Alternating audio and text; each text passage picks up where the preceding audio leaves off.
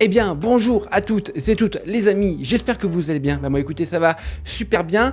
Et aujourd'hui, on se retrouve pour faire une nouvelle review de film, une nouvelle critique. Alors, en début de semaine, j'avais fait La Mutante de 1 à 4, qui se trouve juste ici en haut à droite. Vous n'avez qu'à cliquer pour découvrir ma review sur La Mutante, Spices de 1 à 4. Une immense tétralogie qui a véritablement forgé la science-fiction hollywoodien. Ensuite, j'ai parlé de La Créature du Marais, un film réalisé par Wes Craven en 1983, et on revient avec cette franchise avec le deuxième opus, The Return of Swamp Thing, le retour de La Créature du Marais, réalisé en 1989 par John Warszkinski. Désolé, j'ai écorché son prénom, mais ce n'est rien de grave. Bref, le film est... Je le dis assez en préambule, le film est beaucoup mieux que le premier, moins prise de tête, mieux écrit. J'y reviendrai bien évidemment.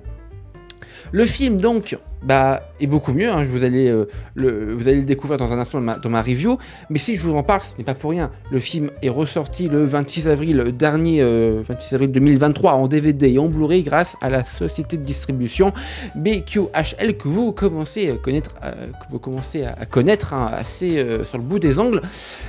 Le lien pour vous offrir le DVD ou le Blu-ray, ou les deux, du film est disponible dans la biographie de cette vidéo. C'est parti les amis pour ma review sur le film The Return of Swamp Thing, let's go!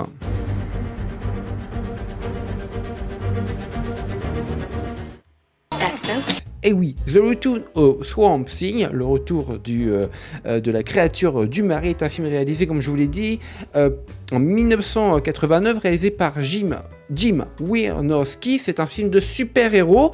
Le film est basé en fait sur le personnage de DC Comics Swamp Thing et est une suite directe, donc vous l'aurez compris, au film de 1982, du même nom. Alors bien que le film ne soit pas très connu, il a néanmoins acquis une certaine notoriété parmi les fans de bande dessinée, mais aussi de films de super-héros. Alors le scénario est beaucoup mieux écrit, il est beaucoup moins premier degré, beaucoup plus second degré pour ce deuxième opus.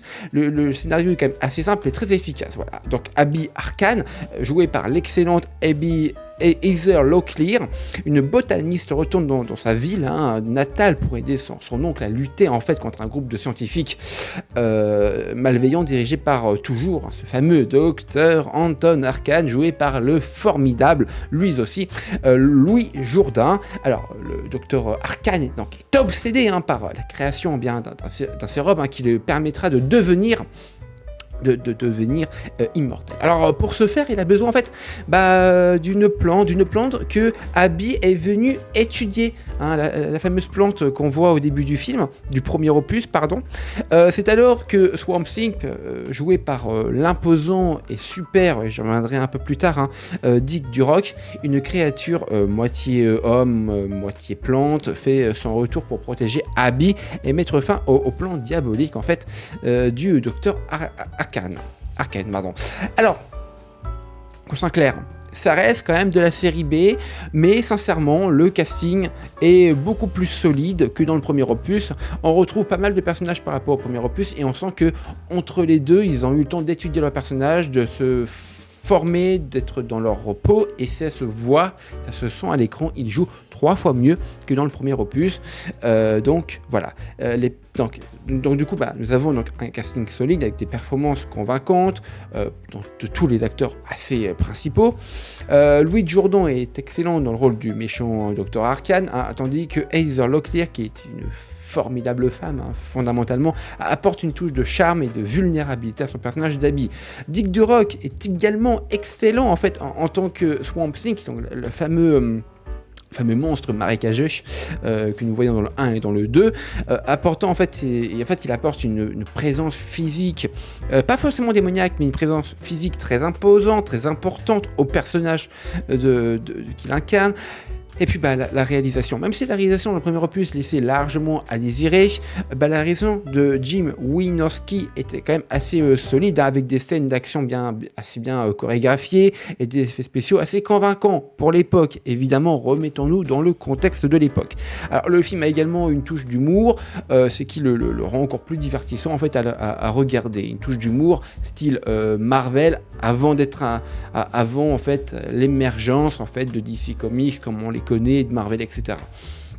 Alors c'est quand même très très cool. Alors en résumé les amis, je vais être assez honnête avec vous, j'ai bien aimé, j'ai passé un meilleur moment que dans le premier opus, la créature du marais. Franchement, je vous le conseille assez fortement. Donc, en résumé, The Return of Swamp Thing, donc le retour de la créature du marais, est un film de super-héros divertissant et agréable à regarder. Alors, bien qu'il ne soit pas le plus connu des films de super-héros, et sincèrement, cette vidéo-là est là pour réparer cette erreur fatidique, et il mérite certainement d'être vu par ses performances relativement solides, ses scènes d'action bien réalisées, et son humour très léger, par moments même un peu à l'épagrette, mais sincèrement assez efficace. Et puis forcément avec la réédition Blu-ray DVD de mes chers confrères BQHL,